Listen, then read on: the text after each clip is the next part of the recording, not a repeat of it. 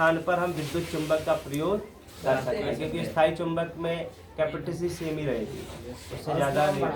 हाँ, इसमें हम बढ़ा सकते हैं। विद्युत धारावाहिक कुंडली में फेरों की, जब हम इलेक्ट्रिसिटी बढ़ाएंगे तो उसमें कुंडली की फेरों की संख्या भी बढ़ेगी, अधिक हो पास में आ जाएंगे और बड़ी मतलब कुंडली में फेरों की संख्या, ये कुंडली में फेरों की संख्या, जब इलेक्ट्रिसिटी, अगर चुंबक है तो वो इस तरीके से घूम रही है, इलेक्ट्रिसिटी पावर तुमने ज्यादा दी थी तो ये ज्यादा और तेज घूमने लगी, तो ये कुंडली ज्यादा बन जाएगी इसकी। अरे मोटर हो गया ना, मोटर में कम बैटरी देती है तो बहुत धीरे बढ़ती चली जाएगी। कुंडली नर्म लोहे क्रोड पर लपेटी जाती है। कुंडली क्या है? कुंडली एक तार होता है, तार है, ये नर्म लोहा है, तो इसके ऊपर हम कुछ लपेट रहे हैं, जो लपेटा जाता है उसको कुंडली बोलते हैं, और जब ये पूरा लपेट के तैयार हो जाता है उसको परिनालिका बोलते हैं। परिनालिका यानी किसी नली के चारों तरफ जो लपेटा गया उसको परिनालिका बोलते हैं। परि मीन्स होता है चारों तरफ, और नली मीन्स होता है नाल, किसी नाल के चारों तरफ जो लपेटा जाता है उसे परिनालिका कहते हैं। अब लपेट किसको रहे हैं? कुंडली को, जिससे लपेटा जाता है उसे कुंडली, जो लपेटा जाता है वो, जिसके ऊपर लपेटा जाता है वो नर्म लोहा, और जब दोनों लपेट के जो तैयार होता है उसे परिनालिका कहते हैं। अब दोनों लपेट, जिस नर्म लोहे जिस क्रोड पर लपेटी जाती है तथा कुंडली, दोनों को मिलाकर परिनालिका बनता है। आर्मेचर। जब परिनालिका पूछा जाए, परिनालिका तो जिसकी तार लपेटी जा चुकी है, और जब देखो परिनालिका में अभी मैंने क्या बताया इधर, परिनालिका में देख लो, परिनालिका में क्या था? पास पास लिपटे विद्युत रोधी तांबे के तार की बेलन की आकृति की फेरों वाली कुंडली को परिनालिका। कुंडली मीन्स देखो, जैसे एक तार है, तार को एक घुमा दिया तो कुंडली बन गई, ऐसे घुमा दिया, घुमाते चले गए, घुमाते चले गए, घुमाते चले गए, परिनालिका एक नाल। अगर घुमाने की जो प्रक्रिया, ये एक घुमाव कुंडली का होता है, कुंडली सिर्फ एक घुमाव, और जब एक से ज्यादा घुमाव हो जाएंगे तो वो परिनालिका होती है। और आर्मेचर, और जब इसी को किसी नर्म लोहे के ऊपर लपेट दोगे तो वो आर्मेचर बन जाता है। ये तीन चीजें रखना, एक घुमाव सिर्फ कुंडली है, और एक से ज्यादा घुमाव परिनालिका है, और जब इसी के बीच में नर्म लोहा की चारों तरफ घुमा दे, तीनों चीजें आ गई समझ में। अगला है, मानव शरीर के हृदय और मस्तिष्क में बहुत महत्वपूर्ण चुंबकीय क्षेत्र होता है, ये ध्यान रखना। मानव शरीर के मस्तिष्क और हृदय, और दूसरा है हृदय, चुंबकीय क्षेत्र, यहाँ पर चुंबकीय क्षेत्र पाया जाता है। हाँ,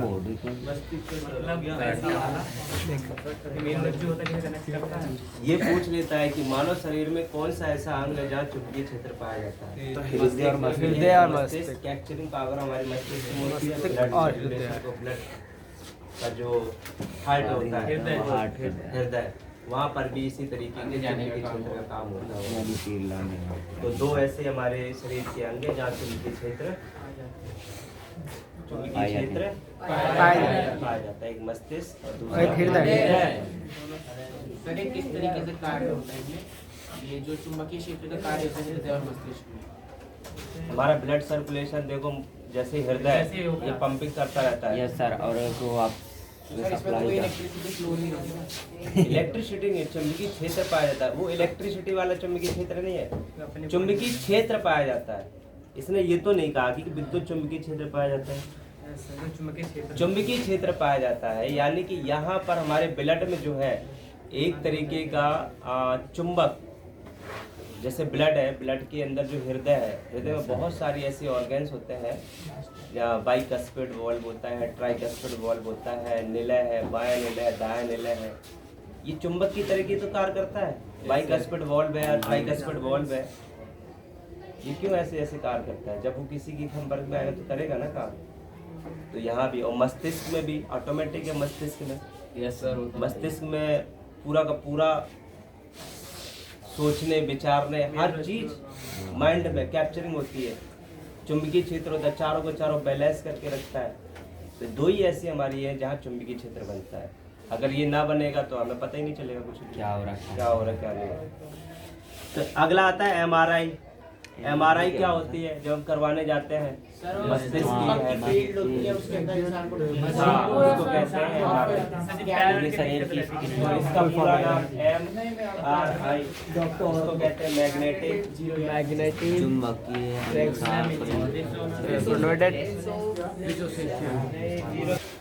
मैग्नेटिक रेजोनेंस और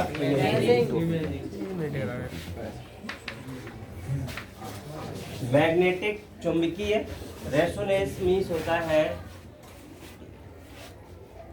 एक जब किसी इसको दिमाग को लगाया जाता है तो एक प्रकार की किरणें उत्सर्जित होती है, बार बार उनसे टकराती हैं, टकराएंगी तो अनुनाद, रेजोनेंस को कह सकते हैं अनुनाद।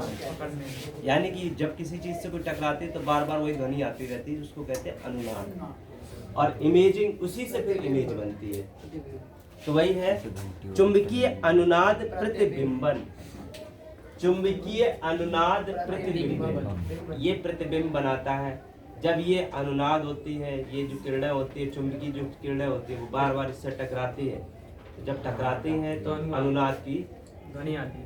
ध्वनि मतलब नहीं, ध्वनि का मतलब नहीं है, ध्वनि से वो फिर अनुनाद का मतलब है कि जब बार बार टकराती हैं तो उसी से प्रतिबिंब बनाती हैं, उसी कहते हैं अनुनाद। तो MRI क्या काम करता है?